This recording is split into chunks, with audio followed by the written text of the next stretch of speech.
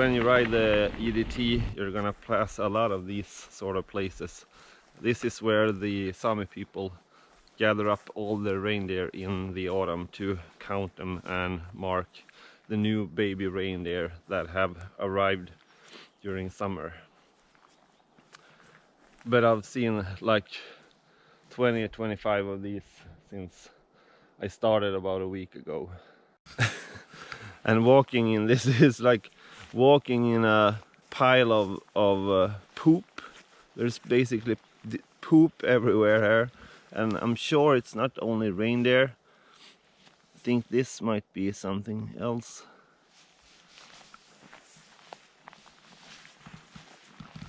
It's like a walk of fame of poop.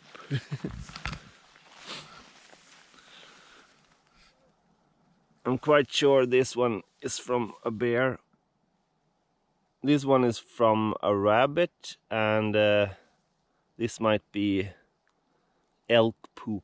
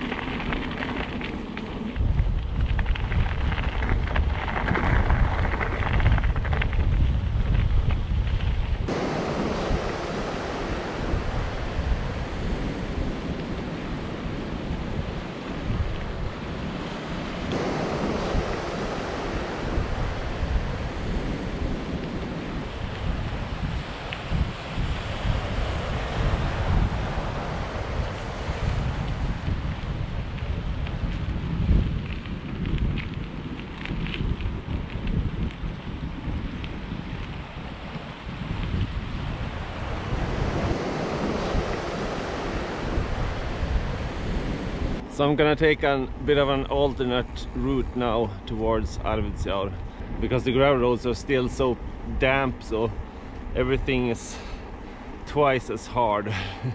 You get like pulled down into the dirt.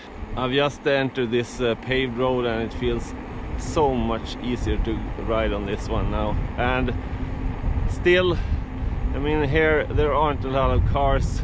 Maybe a car passing you every 5 minutes or so, so still pretty nice roads in the forest, so I don't feel like I'm missing out on that much.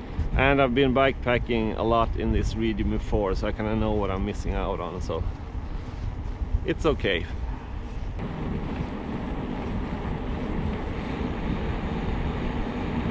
Okay, it's that time of day again. It's time for the Swedish pronunciation quiz. We're gonna try to pronounce this town here, but this time it's with a little twist. We're gonna pronounce the second name here. And earlier I told you that there are a couple of minority languages here in Sweden. I told you about the Meänkieli up by the Finnish border. This one isn't Meänkieli, this is Sapmi, that's the Sami language. And let's try to pronounce the second one there. It's pronounced Moskosuvane, and the Swedish name is Moskosel. And sel, the latter part of the name, means kind of a quiet part of the river. Here we have the Swedish flag on the left there, the classic yellow and blue, and the right one is the Sami flag. Very colorful, beautiful flag.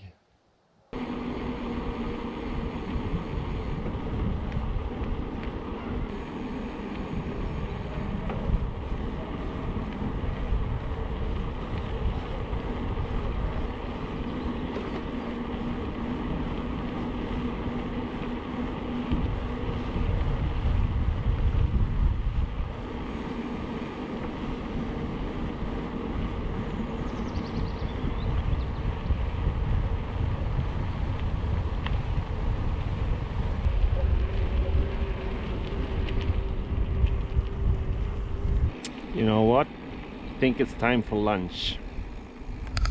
Found this great little park down here.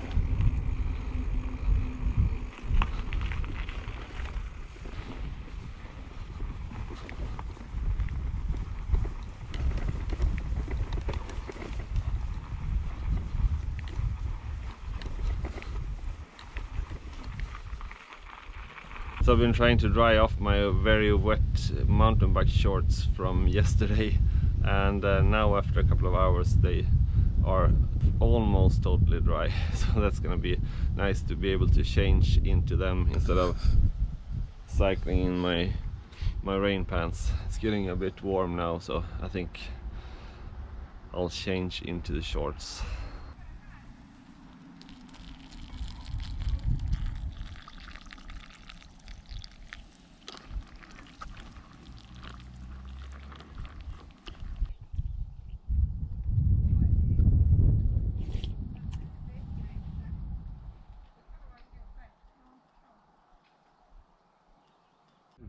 But it feels kind of nice not having to stress today. I basically have all the time in the world. So I'm just enjoying the tranquility around me and just being in the moment.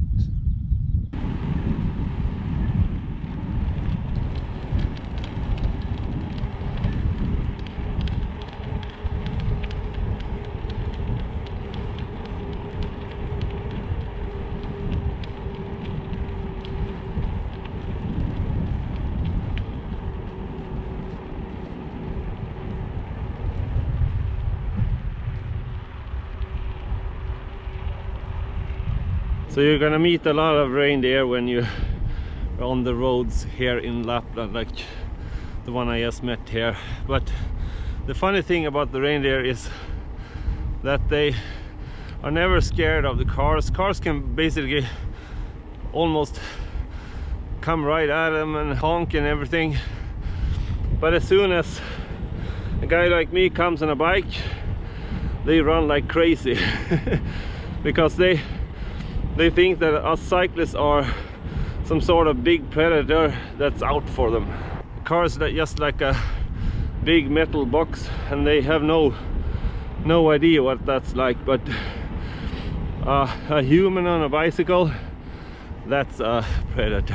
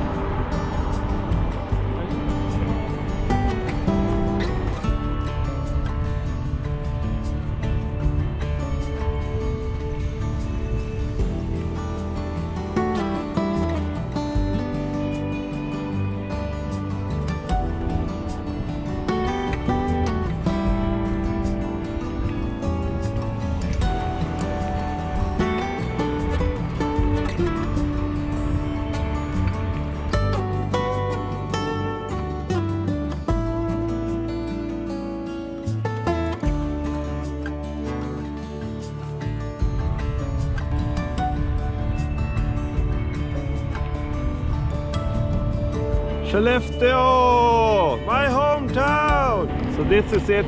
This is the final 5 kilometers of this bikepacking trip. We're almost in Arvidsjaur.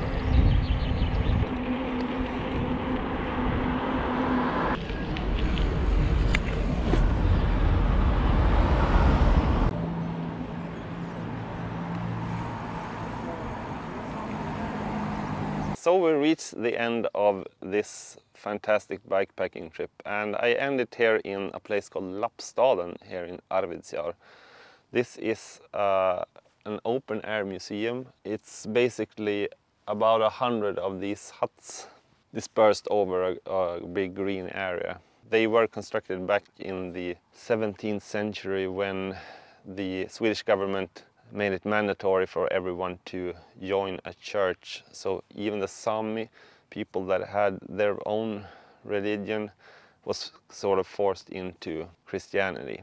And since they lived pretty far from Arvidsjaur here, they had to build these overnight huts to be able to visit the church for a number of times each year. And if you pass through Arvidsjaur on your way along the European Divide Trail, I can highly recommend a visit to this place. It's admission free, and as you can see, you can also bring your bike inside, so it's a perfect visit. Well, it's been quite a backpacking trip, and like with all of these types of trips, it feels like you've been away from home for a month or so, even though this is only day 9 or 8, I keep forgetting. So it's gonna be really fun to sit down and start editing these videos when I get back home again. So I'm pretty glad I ended up taking the sort of highway option instead of going on the gravel trails all the way here to Arvidsjaur. I would probably been pushing it all day to be able to make it here. I now arrive with about 1.5 hours to go before my bus leaves, so I'm in perfect time. It was extremely slow going in the morning. Felt like my tires were just sinking down in the wet sandy trails back there. Overall, I'm very pleased with the whole of this bikepacking trip. I've been very fortunate with the weather because up here it can change in an instant. I've had a couple of days with rain, but except for yesterday, nothing that bothered me really much. And what I've really enjoyed with the European Divide Trail is that you often have an option to either go on a paved road or a gravel road. So like today, when the trails were just too wet to ride, I had the option to go on the paved road instead, which was really nice. Otherwise, going along all of this trail down to Portugal is probably gonna take forever.